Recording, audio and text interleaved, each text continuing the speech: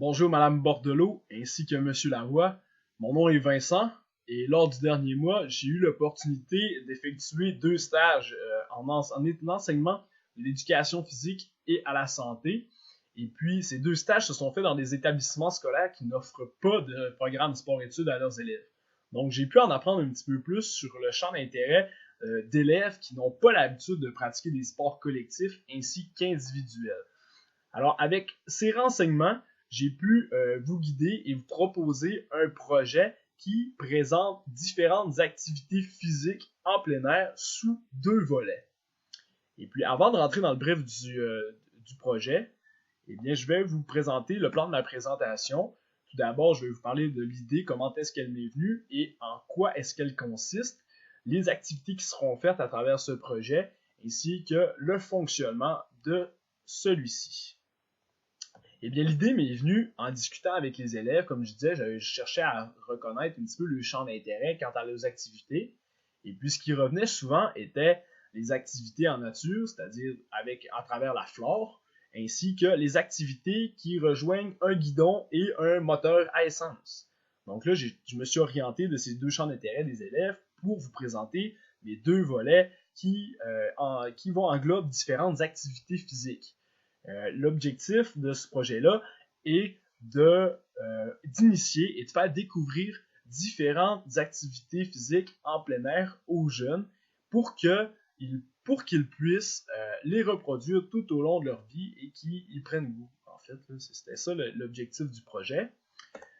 En ce qui a trait le premier volet, c'est-à-dire le vélo tout-terrain, lorsque je parle de vélo tout-terrain, je parle principalement du type fat bike ou du type vélo de montagne et non pas de vélo cyclisme.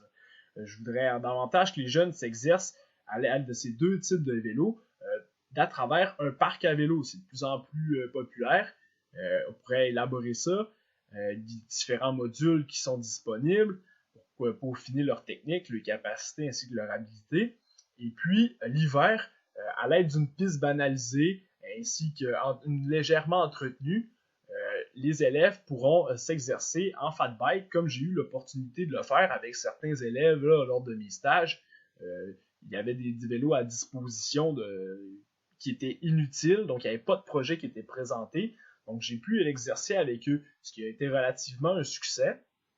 Et puis le projet aussi stipule que les jeunes en été pourront s'exercer dans des sentiers en montagne ou à travers des monts qui le permettent.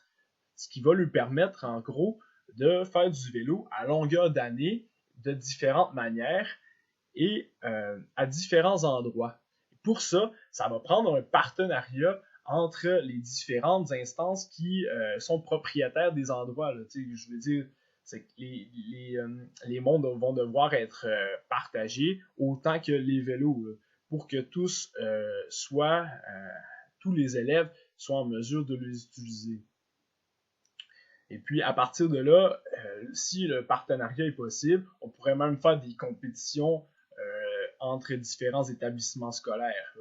C'est-à-dire qu'il pourrait y avoir des pointages élaborés là, quant à l'étape du parcours à vélo, le fat bike sur la piste. Là, bref, il y a différentes options qui sont propices.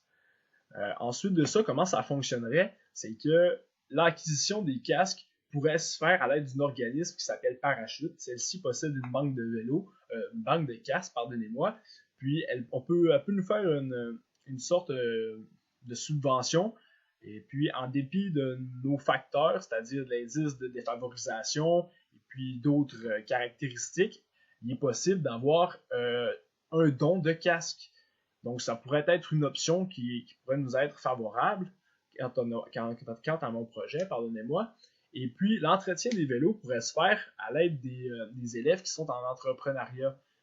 Ceux-ci pourraient s'occuper de la maintenance, des réparations légères, ainsi que tout ce qui a trait à l'entretien des vélos, globalement.